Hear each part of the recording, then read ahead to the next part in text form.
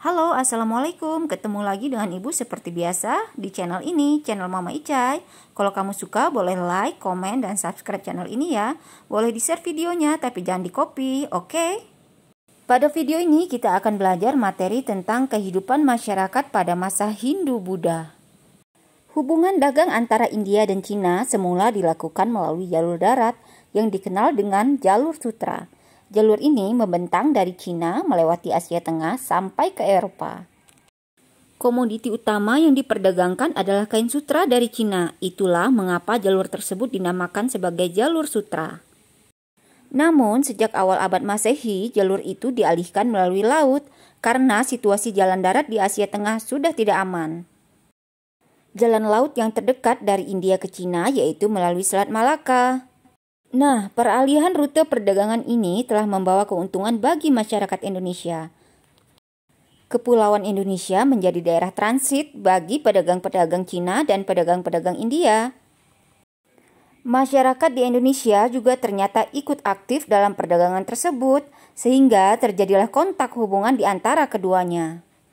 Nah, hubungan dengan kedua bangsa itu menyebabkan pengaruh Hindu-Buddha yang berasal dari India berkembang di Indonesia. Ada beberapa teori dan pendapat mengenai cara dan proses masuknya kebudayaan Hindu-Buddha ke Kepulauan Indonesia. Yang pertama yaitu teori Waisa. Teori ini dikemukakan oleh N.J. Krom. Ia menyebutkan bahwa proses masuknya kebudayaan Hindu-Buddha dibawa oleh pedagang India.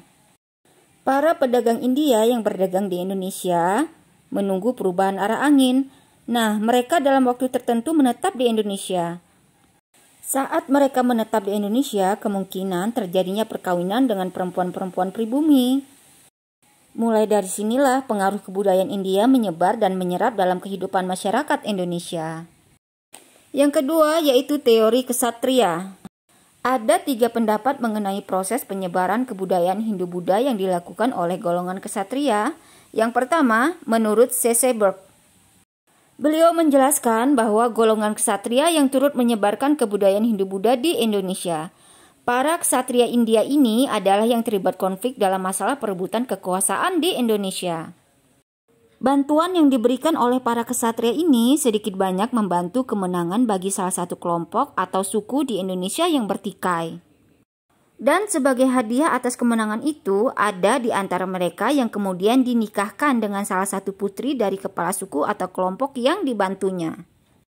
Nah, dari perkawinan itu, para ksatria dengan mudah menyebarkan tradisi Hindu-Buddha kepada keluarga yang dinikahinya tadi. Pendapat yang kedua yaitu dari Mukherjee. Beliau mengatakan bahwa golongan ksatria dari Indialah yang membawa pengaruh kebudayaan Hindu-Buddha ke Indonesia. Para ksatria ini selanjutnya membangun koloni-koloni yang berkembang menjadi sebuah kerajaan. Kemudian pendapat yang ketiga dari J.L. Mons. Beliau menghubungkan proses terbentuknya kerajaan-kerajaan di Indonesia pada awal abad ke-5 dengan situasi yang terjadi di India pada abad yang sama. Ternyata sekitar abad ke-5 ada di antara para keluarga kerajaan di India Selatan melarikan diri ke Indonesia sewaktu kerajaannya mengalami kehancuran. Mereka itu nantinya mendirikan kerajaan di Indonesia. Kemudian teori yang ketiga yaitu teori Brahmana. Teori ini diungkapkan oleh J.C. Van Lier. Beliau mengatakan bahwa kebudayaan Hindu-Buddha India yang menyebar ke Indonesia dibawa oleh golongan Brahmana.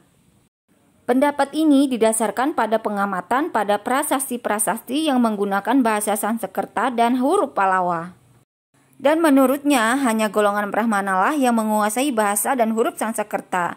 Jadi sangat jelas di sini adanya peran Brahmana. Teori yang keempat yaitu teori arus balik. Teori ini dikemukakan oleh F.D.K. Boch. Beliau menyebutkan bahwa banyak pemuda Indonesia yang belajar agama Hindu-Buddha ke India. Dan setelah memperoleh ilmu yang banyak, mereka kembali ke Indonesia untuk menyebarkannya. Selanjutnya kita akan bahas pengaruh Hindu-Buddha terhadap masyarakat Indonesia. Yang pertama kita bahas pengaruhnya pada bidang pemerintahan. Sebelum unsur kebudayaan dan agama Hindu-Buddha masuk ke Indonesia, masyarakat dipimpin oleh seorang kepala suku yang dipilih oleh anggota masyarakat. Namun setelah masuknya unsur kebudayaan dan agama Hindu-Buddha, terjadilah perubahan. Kedudukan kepala suku digantikan oleh raja seperti halnya di India. Kemudian pengaruhnya pada bidang sosial. Pengaruh Hindu-Buddha dalam bidang sosial ditandai dengan munculnya perbedaan yang tegas antar kelompok masyarakat. Dalam masyarakat Hindu, pembedaan ini disebut dengan sistem kasta. Sistem ini membedakan masyarakat berdasarkan fungsinya. Pada tingkatan kasta tersebut ada 4 golongan. Golongan pertama yaitu Brahmana atau para pendeta, kemudian golongan kedua yaitu para kesatria atau bangsawan dan prajurit, kemudian golongan ketiga yaitu Waisya, pedagang dan petani, dan golongan yang terakhir yaitu golongan Sudra atau rakyat biasa. Selanjutnya yaitu pengaruh pada bidang ekonomi. Sejak terbentuknya jalur perdagangan laut yang menghubungkan India dan Cina, kegiatan perdagangan di Kepulauan Indonesia berkembang sangat pesat. Muncul pusat-pusat perdagangan yang berkembang menjadi pusat kerajaan. Berikutnya pengaruh pada bidang agama.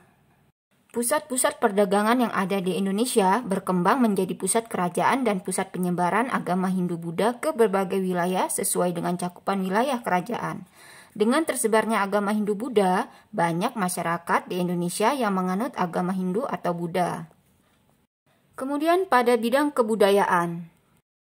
Setelah masuknya unsur kebudayaan dan agama Hindu-Buddha, maka terjadilah proses perpaduan antara kebudayaan asli Indonesia dengan kebudayaan Hindu-Buddha. Perpaduan itu disebut akulturasi, yaitu kebudayaan baru yang memiliki ciri khas dari masing-masing kebudayaan. Contoh dari akulturasi tersebut terlihat pada yang pertama, yaitu seni bangunan. Bentuk bangunan candi di Indonesia pada umumnya merupakan bentuk akulturasi antara unsur budaya Hindu-Buddha dengan unsur budaya asli Indonesia. Selanjutnya yaitu akulturasi pada seni rupa dan seni ukir. Hal ini dapat dilihat pada relief atau seni ukir yang dipahatkan pada bagian dinding candi.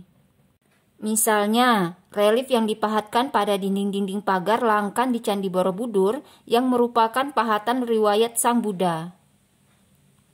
Selanjutnya pada bidang sastra dan aksara. Berkembangnya karya sastra, terutama yang bersumber dari Mahabharata dan Ramayana, melahirkan seni pertunjukan wayang kulit. Nah, itu tadi bahasan kita mengenai materi kehidupan masyarakat pada masa Hindu-Buddha. Terima kasih sudah menyimak. Assalamualaikum.